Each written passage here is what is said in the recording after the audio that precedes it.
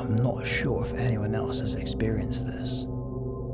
In fact, every time I tell this story, it truly leaves people terrified, confused, or just curious. My friends and family have no answers. Whichever avenue it takes you, maybe it can help me solve this mystery. I've researched dreams to an extent. I understand that to scientists, it's merely a compilation of random faces and images. A way for our brains to store memories, understand our emotions, or perhaps express our deepest desires. They will argue that it's simply a way that the subconscious mind relieves itself of stress. How true can this be? How do we explain the dreams that seem so real? The ones that follow us into reality? I know for certain this was real. I can still remember the atmosphere, the colourless tone, the man in the trench coat. Maybe you've seen him too. This happened during my high school years. I arrived in this dream to a very black and grey world. You could tell this town was old. It had cobblestone streets with all brick buildings lining the roads. The people here seemed mundane, soulless, and depressed. They walked around without speaking. There was no noise here, besides a clock tower and a train station. I walked through the town, looking at my surroundings. No one looked at me, although I'm not so sure they even had faces. I approached what appeared to be an alleyway. There was a man standing there, peeking around the corner. Now, this man seemed different from the rest. He still had no colour like the rest of the people here. But he had a face. I could see his facial expressions. He peeked his head nervously around the corner again, then glanced at me when he realised I was looking at him. Psst, hey, you. Come this way, he whispered, then lifted his hand in the air, waving me over. He had on raggedy clothes, almost gave off the appearance of being homeless. I walked over to the man. He didn't seem threatening. In fact, he appeared to have something he needed to tell me. You're not from here, huh? I can tell. Yes, I can tell. He looked around nervously again. Where are we? I asked. I can't say the name. He won't let me say. Well, how do you know that I'm not from here? Your face, of course. Yes, your face. What about my face? I don't understand. His speaking was strange, very repetitive and lacking of language. You can smile, yes? See them? They can't smile, can't laugh. He looked at the people passing by.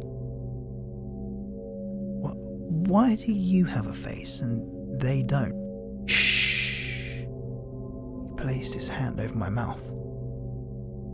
They can't hear. They can't know about my face.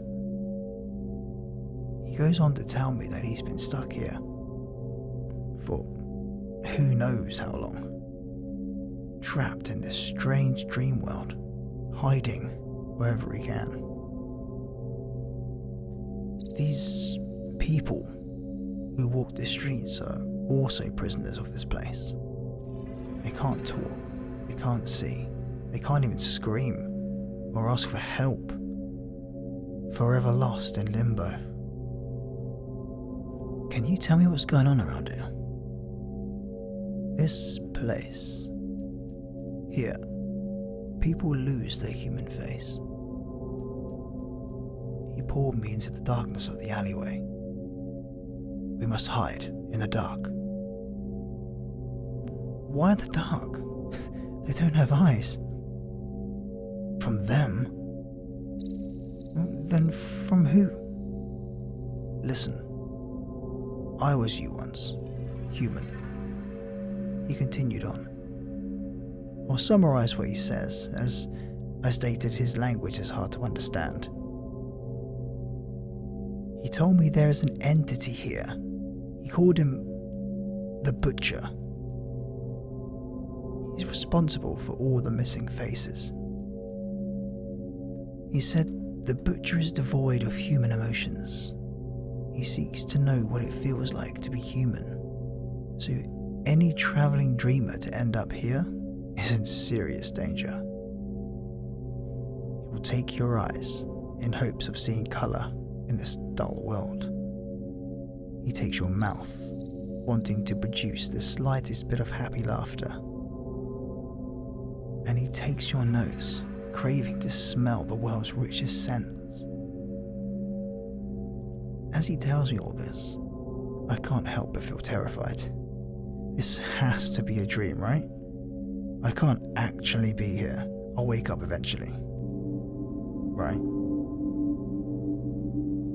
The strange man begins telling me in slightly more detail where we are, without disclosing the actual name.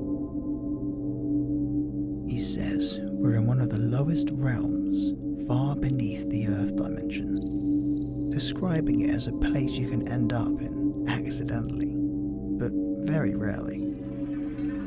This realm is operated by the Butcher, as well as the Trenchcoat Man. Who's the Trenchcoat Man? He's the helper, of course. Yes, the helper. He leans in further to whisper. You must go soon. Escape now while you can. Well, how come you never left? Didn't make it before the clock tower rang. He explains there is a way to leave, but you mustn't leave before the clock tower rings.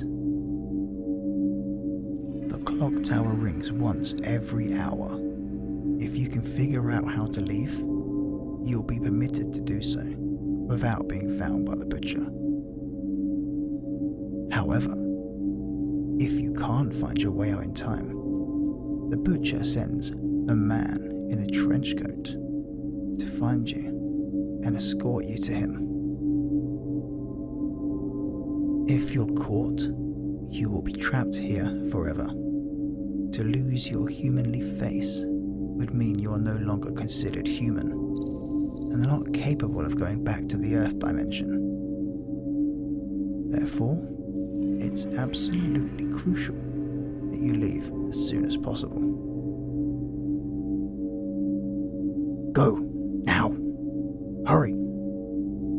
He shoves me out of the alleyway. Where do I go? Find the train station, the portal back. He points down the street.